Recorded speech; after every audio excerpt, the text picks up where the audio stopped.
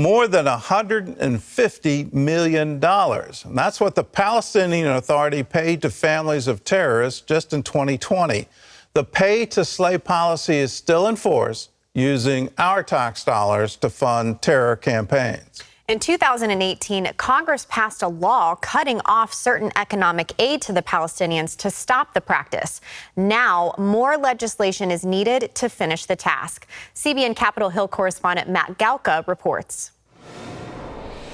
Lawmakers on Capitol Hill are hoping to move quickly and expand the Taylor Force Act and finally put an end to the payments and rewards that are being given out to the families of terrorists. Not a day goes by when Stuart Force does not think about his son Taylor, taken from the world 6 years ago. Probably more like an hour goes by that we don't miss Taylor, that we, there will always be an emptiness. Taylor Force was a U.S. Army veteran murdered by a Palestinian terrorist in Israel in 2016. His family made it their mission to end the Palestinian Authority's so-called pay-for-slay policy, where the PA pays stipends to the families of the terrorists who commit the crimes. It's sad to say, but the same countries that are hell-bent on destroying the United States, on destroying Israel, have no problem using U.S. dollars to fund their terror campaigns. In 2018, the Taylor Force Act was signed into law attempting to curb the payments, but hundreds of millions of dollars are still being paid out. Force's family hopes a new bill, the Taylor Force Martyr Prevention Act, will help complete their mission of ending the payments. The bill targets banks in the Middle East, and Congressman Doug Lamborn is sponsoring it in the House. The Palestinian Authority has made it really clear that their intention is to keep these payments going. And so what we're trying to do is go at the financial institutions that prop up the Palestinian Authority and try to take away their ability to make this happen. We take away their ability to have correspondent accounts in the United States. Our approach from the original Taylor Force Act was to keep the United States taxpayer from sending money to the Palestinians.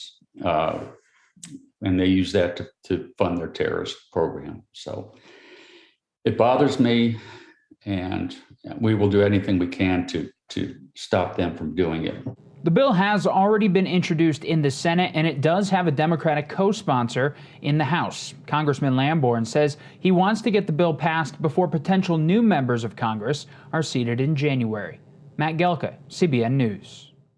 Well, it's great to see Congress taking the lead in this, and I encourage you to call your senators, call your House of Representatives, your member of Congress, and tell them how much you support this, that you want our tax dollars to not fund terrorists anymore. In the Palestinian Authority, they're called martyrs, the shaheed.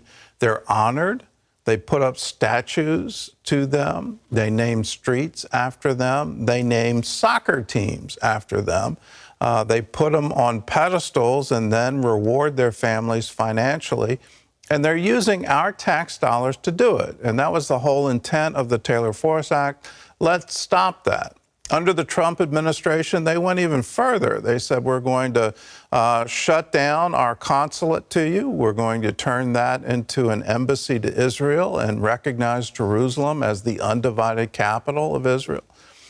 They stopped the payments to UNRWA. The UN was helping fund incitement and training its incitement in the schools in the Palestinian Authority. And then after all of that, the PA doubled down and said, we're not ever going to stop these payments. And then to underline that, they no longer issue their budget. So we don't know how much went in 2021. They are shutting down access to any foreign observers to how they spend their money. And so in response, should we try to open up a new consulate to them? Well, that's exactly what the Biden administration has done, the State Department has done. They attempted to do that, but forgot about international law, that they needed Israel's permission to do that. And so that didn't take off. That was a real stumble in the first year of the administration. But here's another bigger stumble. and that is restarting negotiations with Iran to try to get that nuclear deal done. But there's more good news. Senator Bob Menendez from New Jersey is the chairman of the Senate Foreign Relations Committee. He's saying, well, if we can't get guidance from the administration on how to deal with Iran, I'm going to start drafting legislation that will put this and put it into law how to deal with Iran.